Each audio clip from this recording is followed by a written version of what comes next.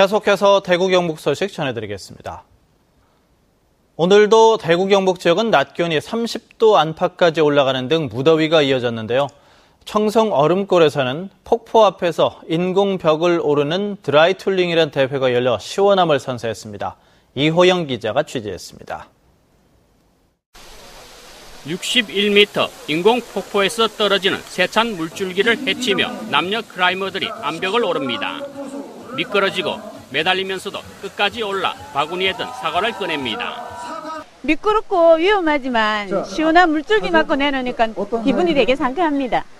폭포 앞에 마련된 18m짜리 인공 벽타기에 전국에서 모인 선수들이 누가 빨리 오르나에 도전합니다.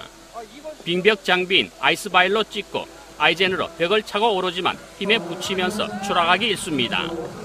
청성 서머 드라이 툴링 대회에는 전국 대표급 선수 150여 명이 참가해 한여름의 더위도 있고 서로의 기량을 겨뤘습니다. 연습도 많이 했는데요. 나름대로 그래도 좀 모자란 것 같습니다. 더 열심히 해가지고 내년에는 좋은 기량으로 좀 선보이겠습니다. 팔로 하면 조금밖에 못 가거든요. 힘드니까. 근데 밸런스가 여자들이 좀 좋기 때문에 더 다이어트나 이런 거에 더 도움이 됩니다. 인공 암벽 체험장에는 일반인도 참여해 암벽 타기를 배우고 직접 오르는 체험 시간도 가졌습니다. 겨울 아이스 클라이밍 월드컵을 개최했던 청송군은 다음 주 산악 자전거 대회도 개최하는 등 청송 지역을 산악 스포츠 전초 기지로 만들 계획입니다. 산악 스포츠의 메카로 만들고 2016년에서 2020년까지 아이스 클라이밍 월드컵 5년간 제유치 분위기를 조성하기 위해서 이곳 청송 얼음골에는 맑은 계곡과 야영장도 갖추고 있어 여름 내내 휴가를 즐기기에는 안성맞춤입니다. 청정지역 청송의 자연 환경과 지역 특성을 잘 살린 산악 스포츠가 사시사철 경쟁력 있는 레포츠 산업으로 각광받고 있습니다. MBC 뉴스 이호영입니다. 권영진 대구시장의 원점 재검토 발언으로 찬반 논란이 일고 있는 이우환 미술관에 대해 대구시가 건립을 하는 쪽으로 가닥을 잡고 있습니다. 오해와 걱정이 없도록 충분히 설명을 하고 또 반대쪽 의견도 수렴하기로 했습니다. 윤태호 기자가 취재했습니다. 권영진 대구시장이 취임 후 첫 기자회견에서 이우환 미술관을 원점에서 재검토하겠다고 밝힌 이후 찬반 논란이 다시 불붙었습니다. 일부 언론이 이우환 미술관을 건립하지 않을 수도 있다며 확대 해석해 보도하자 권 시장은 추진 과정과 반대 의견 등을 종합적으로 살펴보겠다는 의미였다고 해명했습니다. 대구시는 당초 예정대로 이우환 미술관을 건립하는 쪽으로 가닥을 잡고 있는 것으로 확인됐습니다. 이 도시 브랜드를 올리고 또 관광 자원하고를 연결하고 자라나는 학생들도 또 이게 학습장이 되는 어떤 그런 세계적인 어떤 명소가 되리라고.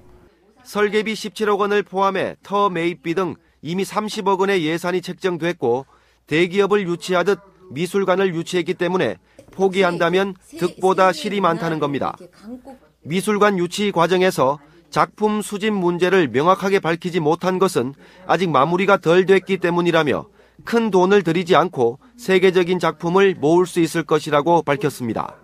이우환 선생이 지금 베르사유에서 그 초대전을 하고 있거든요. 그래서 바빠서 그런 좀 지연된 측면이 있는데, 늦어도 하여튼 연말까지는 참여 작가를 빨리 확정 짓도록 저희. 대구와의 연고성 논란과 관련해서는 세계 유명 미술관들이 대부분 작가의 연고지를 따지지 않는다며 큰 틀에서 이해해 줄 것을 당부했고, 이인성과 이쾌대 등 대구가 낳은 거장들의 작품도 상설 전시장을 검토하는 등 반대 의견에 대한 대책도 마련하기로 했습니다. MBC 뉴스 윤태호입니다. 작품 가격만 1조 5천억 원대나 되는 피카소 등 거장들의 작품들이 대전 시립미술관에서 전시되고 있습니다. 특히 그림 속에 남성의 초상화가 숨겨져 있는 것으로 세계적 관심을 모았던 피카소의 작품이 국내에서 처음으로 공개됐습니다. 대전문화방송 문은선 기자가 소식 보내왔습니다. 화실에서 목욕을 하고 있는 여인을 그린 이 그림은 피카소의 초기 대표작입니다. 가난했던 청년 화가 피카소가 청색을 주조로 삶의 근원적인 우수와 절망 등을 표현했던 시기의 작품입니다. Synthesizes it is an homage to the painters of Paris that he so admired. Edgar Degas, Toulouse-Lautrec, Auguste Rodin. 이 작품에는 남성의 초상화가 숨어 있었습니다. 최근에 과학자들이 적외선 영상기술까지 동원해 그림 속에서 완벽한 초상화 이미지를 발굴해낸 겁니다.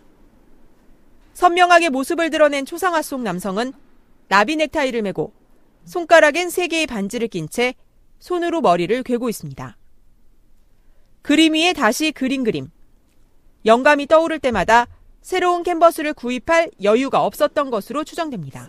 Filled with ideas.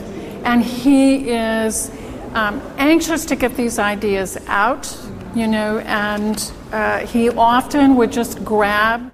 이 밖에도 고야와 들라크루아, 마네, 드가, 고흐 등 미국 필립스 컬렉션 소장품 가운데 근현대 회화의 진수 80여 점이 진품으로 국내에서는 처음으로 선보입니다. MBC 뉴스 문은선입니다. 오늘 오후 4시 반쯤 포항시 상도동 아파트 공사장에서 원인을 알 수 없는 불이 나 주변 일대가 시커먼 검은 연기에 뒤덮였습니다. 불은 출동한 소방차에 의해 30분 만에 진화되고 피해 금액도 크지 않았지만 합판 스티로폼 등이 불에 타면서 시커먼 연기를 내뿜었습니다. 포항 남부구 소방서는 담뱃불로 인한 화재로 보고 자세한 원인을 조사하고 있습니다.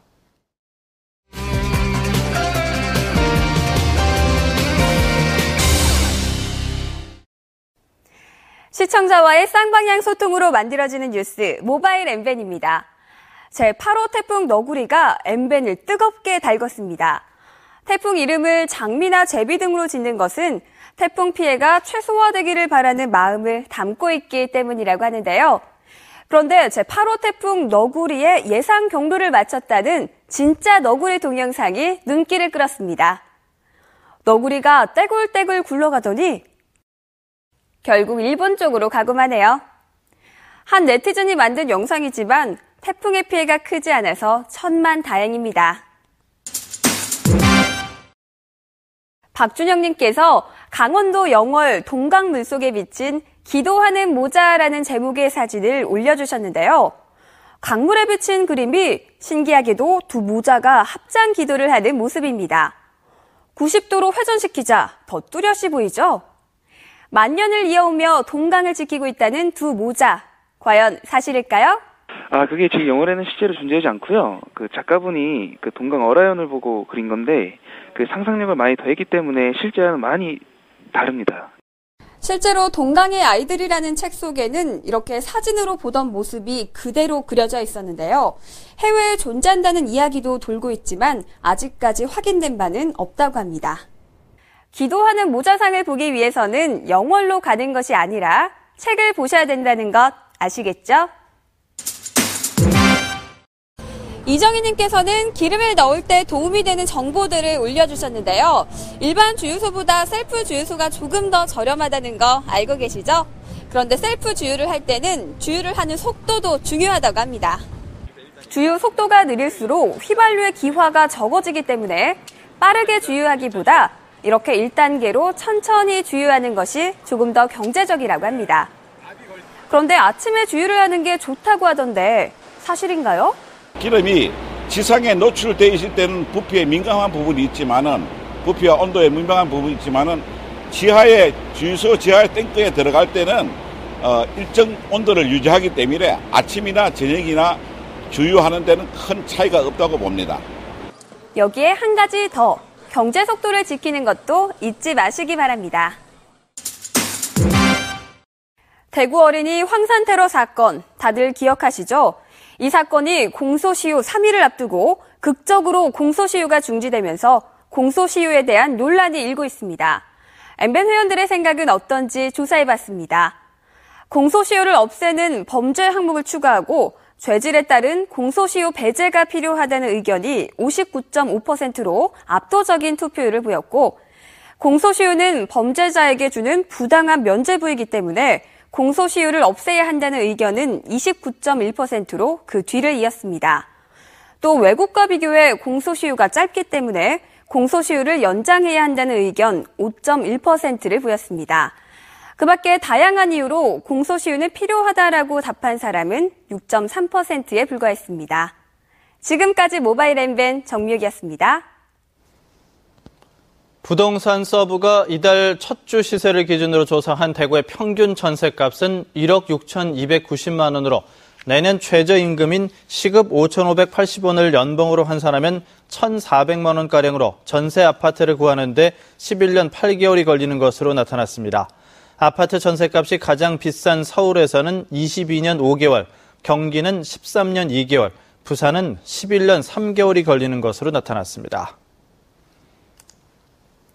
대구시는 옛 대구지방보훈청 청사에 마련된 중구, 동구, 달서구 CCTV 통합관제센터의 구축이 끝나 내일부터 교육을 받은 전문요원 80여 명이 방범, 교통, 쓰레기 투기, 단속, 재난재해 등 각종 CCTV 2,000여 대를 관제합니다. 오는 10월에는 서구, 남구, 북구 CCTV 통합관제센터가, 내년 8월에는 달성군의 CCTV 통합관제센터가 구축될 예정인데 수성군은 이미 통합관제센터가 구축돼 운영되고 있습니다. 대구 달성공원이 오늘 15일부터 하루 2차례씩 아기 호랑이 남매를 시민들에게 공개합니다. 이번에 공개하는 아기 호랑이 남매는 지난 5월 1일에 태어난 뒤 정상적인 발육 상태를 보이고 있는데 달성공원은 모레 15일부터 오전 11시와 오후 3시 하루 2차례 물개사 주변 쉼터 그늘에서 공개하고 적응 상황에 따라 공개 횟수를 늘릴 방침입니다. 대구시가 제12회 대구자원봉사 대상 수상 후보자를 찾습니다. 3년 이상 대구에 살면서 5년 이상 자원봉사를 하며 이웃사랑을 실천해 복지 증진과 지역 발전에 공헌한 시민을 발굴해 시상합니다. 후보자 신청은 내일부터 다음 달 22일까지로 구청장과 군수, 시, 군구 자원봉사센터장이나 19살 이상 시민 50명 이상의 추천을 받아 거주지 구군에 신청하면 됩니다. 양파 가격 하락으로 양파 재배 농가들이 어려움을 겪고 있는 가운데 경상북도가 대구 경북 능금농협과 함께 새로운 양파 주스를 개발하고 있습니다. 기존의 양파즙과 달리 저온으로 농축한 농축액에 사과와 한방 농축액을 가미해 양파 특유의 냄새를 없애고 맛을 향상시킨 양파즙은 공무원과 일반 시민들을 대상으로 테스트를 거친 뒤 도내 하나로마트 80곳에 공급해 판매할 계획입니다. 지난달 붉은 대게 어획량은 3,500여 톤으로 지난해 같은 기간보다 11% 줄어든 것으로 나타났습니다. 한국수산자원관리공단에 따르면 지역별 어획량은 울진군이 50%로 가장 많고 강원도가 36%, 영덕군이 14%였습니다. 붉은 대게는 총 허용 어획량 제도에 따라 관리되는 어종으로 올 들어 지난달까지 배정량의 94%가 소진된 가운데 지난 10일부터 금어기가 시작돼 다음 달 25일까지 어획이 금지됩니다. 수족구병이 유행함에 따라 대구시는 어린이들이 집단 생활을 하는 어린이집이나 유치원 등지에서는 손 씻기 등 개인위생 수칙을 철저하게 지켜줄 것을 당부했습니다. 지금까지 대구 경북 소식 전해드렸습니다.